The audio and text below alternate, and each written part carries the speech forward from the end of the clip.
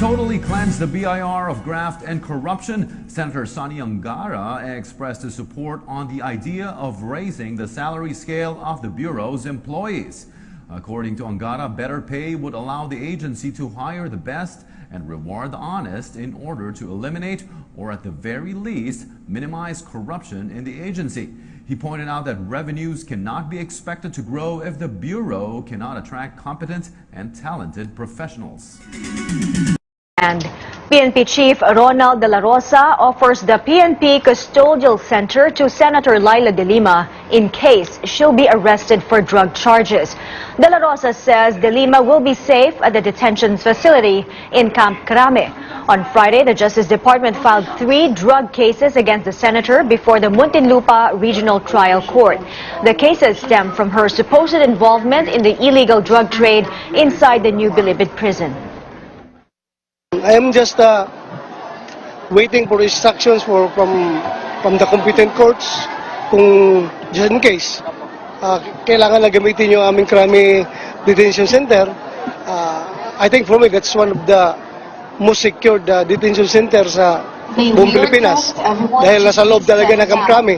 So I am offering that facility para naman mabigyan siya ng complete protection dahil senador siya. The raffling of the cases against De Lima happens in 2 days. What are the circumstances that led to this? Our correspondent Anjo Alimario has that story. The long wait is over. Senator De Lima may soon be arrested once the head in charge of the Muntinlupa Regional Trial Court issues an arrest warrant. According to Judge Secretary Vitaliano Aguirre, the raffling of the cases will be done on Monday. The judge, he says, still has to determine if there's probable cause to put De Lima on trial before issuing an arrest warrant. Ang pagkaalam ko po, this kind of offenses are not bailable because the penalty, if you are found guilty, is reclusion perpetua. De Lima is facing 3 cases for violating the Dangerous Drugs Act in connection with her alleged involvement in the drug trade at the New Bilibid prison. Aguirre defends the filing of the cases with the lower court and not with the Sandigan Bayan.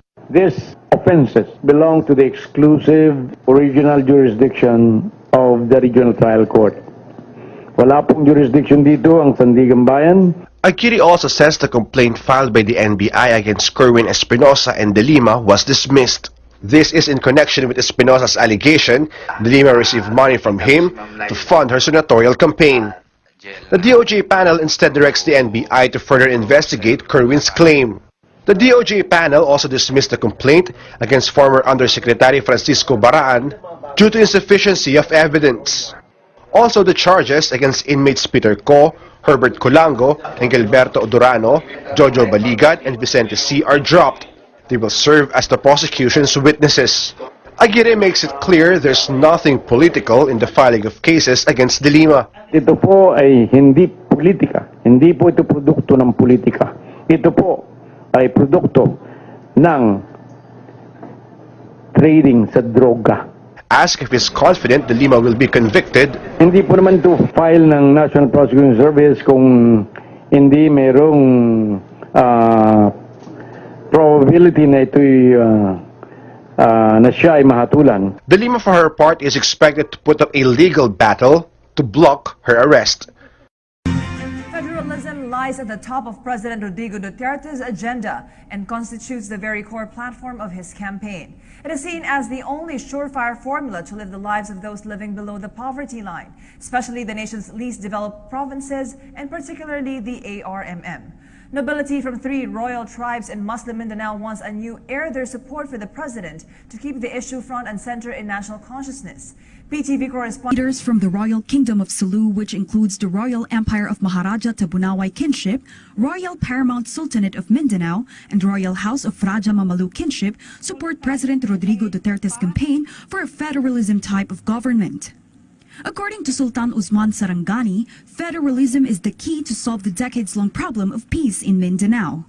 The social institution, like the Sultanate, is an effective instrument in convincing our people to join or support federalism because it was experienced in several countries, like Malaysia, to cite a specific example. We can support on the plan of our President Duterte, to shifting to federal form of government from the unitary form. Sultan Sarangani also calls for the realignment and unification of sultanates in Mindanao, including the different tribes in the country. He added that federalism will help resolve the history of the Moro people and will attain the right to self-determination, which will lead to lasting peace in the sub-region and among its people. Unang-una po sa plans and activities namin ay yung pagsuporta doon sa federalismo na isinusulong ng ating mahal na presidente. In fact po, ngayon may mga plan activities kami, series of activities doon sa pag-o-orient sa ating mga descendants, no? Especially in our royal houses, para maintindihan nila kung anong meron ang federalismo. Dahil alam po namin na sa paraan na ito, malaki po ang ikakabuti ng lahat ng mamamayan, especially in Mindanao.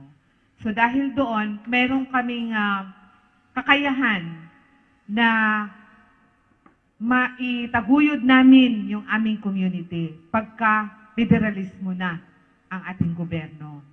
The alliance is seeking to meet with President Duterte in order to give light and clarification to the long history of the Moros and its sultanates. Moreover, they are going to present a manuscript to the president, which they claim holds the real history of Mindanao and its people.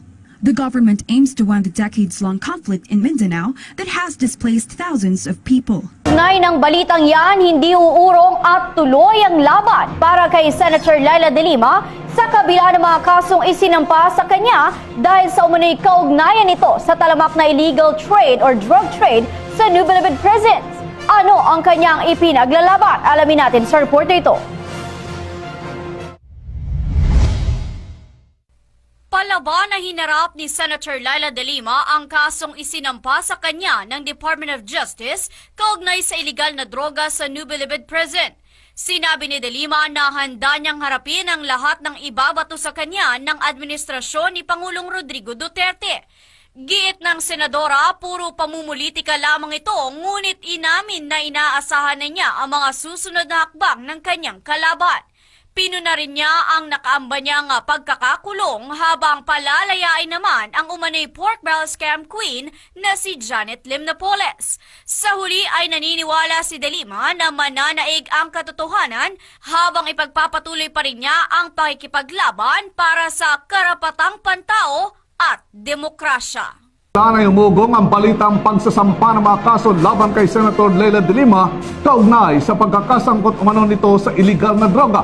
Kaugnay nito, pinamamadali na ni Justice Secretary Vitaliano Aguirre ang pagre-release ng warrant of arrest na isisilbi sa senador na may kaugnayan sa mga kasong isinampa laban dito. At para sa kabuang ilabas na sa susunod na linggo ang warrant of arrest laban kay Senator de Lima kaugnay sa tatlong magkakahiwalay na kasong isinampa ng Department of Justice sa Muntinlupa Regional Trial Court. Ayon kay Justice Secretary Vitaliano Aguirre, sa Lunes nila inaasahan mararaffle ng korte ang tatlong isinampang kaso laban kay de Lima na may kinalaman sa illegal drug trade sa loob ng New Bilibid prisons.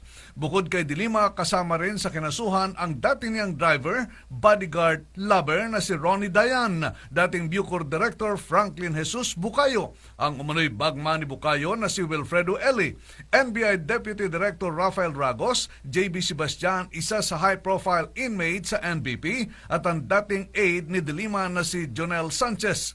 Kinasuhan ang senadora ilang oras makaraang tanggihan ng Court of Appeals ang hirit niyang TRO upang pigilan ng Department of Justice sa pagsusulong ng mga kaso laban sa kanya. dala ng 1 milyong piso sa Surigao del Norte. Narto, ibabalita na yan ng ating kasama si RH number 46, Rex Cantong. Inaprubahan na ng sangguniang panlalawigan ng Negros Occidental ang 1 million pesos na financial assistance sa mga biktima ng lindol sa Surigao del Norte. Ang nagsabing tulong sa request mismo ni Governor Alfredo Marañon Jr. na kukunin ang pundo sa Grants and Donations Funds. Ayon kay Provincial Board Member Salvador Escalante Jr., Chairman ng Committee on Finance, posibleng ma-release na sa next week ang nasabing pundo at maipadala na sa Surigao del Norte. Samantala, umapila ngayon si Bacolod City Bishop Patricio Bozon sa lahat ng mga parishes sa ilalim ng Diocese of Bacolod na magsasagawa ng second collection sa Sunday Mass para sa mga biktima ng lindol.